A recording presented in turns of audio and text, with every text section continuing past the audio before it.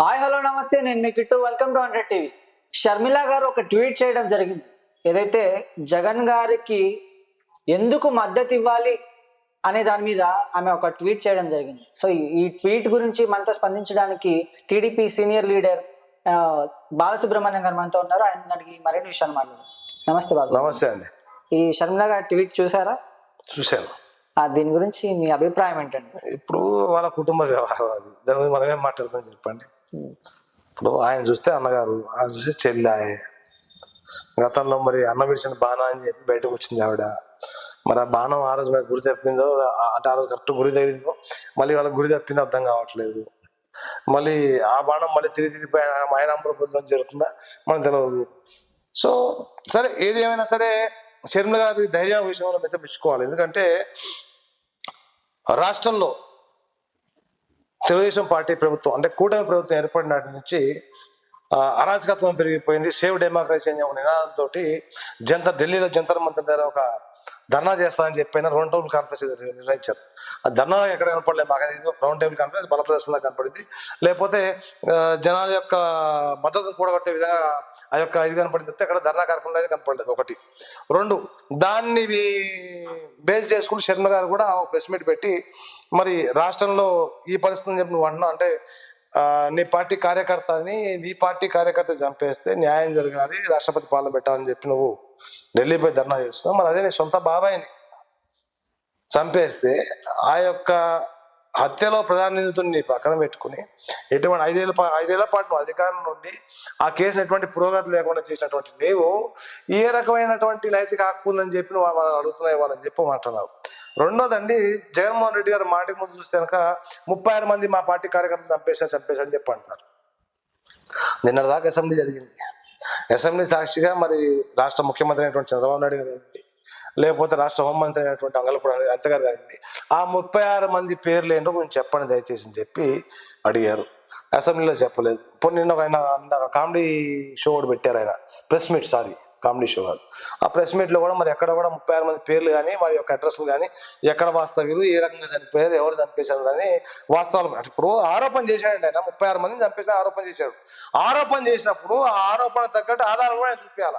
36 మందిని చెప్తున్నాడు, ఊరు పేరు లేకుండా ఎవరు చచ్చిపోడు కదండి. ఇప్పుడు సపోజ్ మీకు తెలిసిన చచ్చిపోయాడు పేరు ఎల్లయ్యో, మల్లయ్యో, పుల్లయ్యో ఉంటుంది, పేరు ఉంటుంది. ఆయన పలానా కాలనీలో ఉంటాడు, లేదా పలానా బస్తీలో ఉంటాడు, పలానా ఊర్లో ఉంటాడు అని ఉంటుంది. పలానా ఆయన చచ్చిపోయింది గుండెపోటుతో చచ్చిపోయాడా, ఎవరైనా చంపేసాడా, పొడిచి చంపాడా, విషయం చంపాడని చెప్పి ఏదో ఒకటి ఉంటుంది. మరి 36 మంది చచ్చిపోయారని చెప్పి మీరు అంత ప్రిసైజ్గా పర్టికులర్ నెంబర్ చెప్తా ఉన్నారే. మరి నెంబర్ చెప్తున్నప్పుడు ఆ నెంబర్ ప్రకారం 36 మంది పేర్లు ఏంటి, వాళ్ళు ఎక్కడ వాళ్ళు, ఏ రకంగా చనిపోయారు, ఎవరు చంపారు, హత్య చేశారు, ఎవరికి అనుమానాలు ఉన్నాయా, ఈ లిస్ట్ అయితే ఆయన పెట్టాలి కదా. ఆరోపణలు చేసినప్పుడు ఆధారాలు అయితే ఆయన ఇవ్వాలి కదా. ఇవ్వకుండా మాటి ముందు 36 అని చెప్పి చెప్తున్నాడు వస్తే మరి ఆ 36కి అర్థమైంది ఆయనే చెప్పాలా. సో మరి ఆయన అంటే మతి భ్రమించి, అంటే అధికారం కోల్పోయిందో మతి భ్రమించి అట్లా మాట్లాడుతున్నాడు తెలియదు. సో దాన్ని చేసినటువంటి పిచ్చి చేష్టలు చూసి మరి షర్మిల గారు కూడా అట్లా మాట్లాడడంలో ఏ రకం తప్పులేదు అనేది నాకు అనిపిస్తా ఉంది. గతంలో ఏదైతే షర్మిల గారు ఒకసారి పసుపు రంగు చీర కట్టుకొని రావడం జరిగింది. అవునండి. సో దీని మీద కూడా జగన్ గారు స్పందించి టీడీపీకి సపోర్ట్ గా ఉంది అని అన్నారు.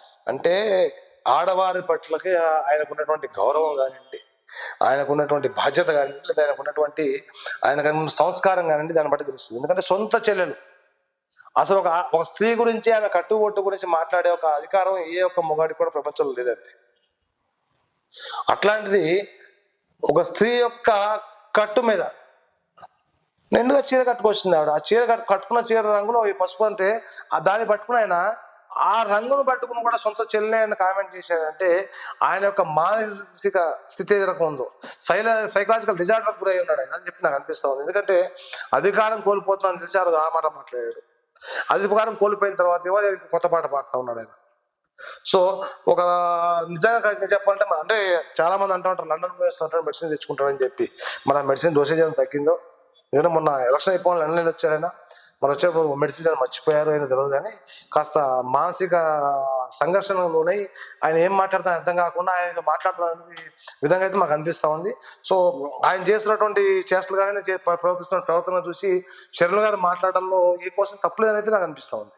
సో దీన్ని మనం చూసుకుంటే షర్మిల గారు ఏమైనా ఫ్యూచర్ లో మళ్ళీ అన్నకి సపోర్ట్ చేయడం ఏమైనా జరగచ్చా? అంటే ఇప్పటివరకు చూస్తున్న పరిస్థితులను బట్టి చూస్తే అంటే ఇద్దరి మధ్యలో తీవ్ర అగాధం అయితే ఏర్పడినట్టయితే కనబడుతోంది. సో నాకు తెలిసి అయితే ఇద్దరు మళ్ళీ కలుస్తారని అనిపించట్లేదు. ఒకరు కలిస్తే మాత్రం ఖచ్చితంగా జనాలు మళ్ళీ పిక్చర్ చేయడానికి వాళ్ళ యొక్క కలయిక అని చెప్పి అనుకోవచ్చు. Okay sir, thank you. Thank you అండి.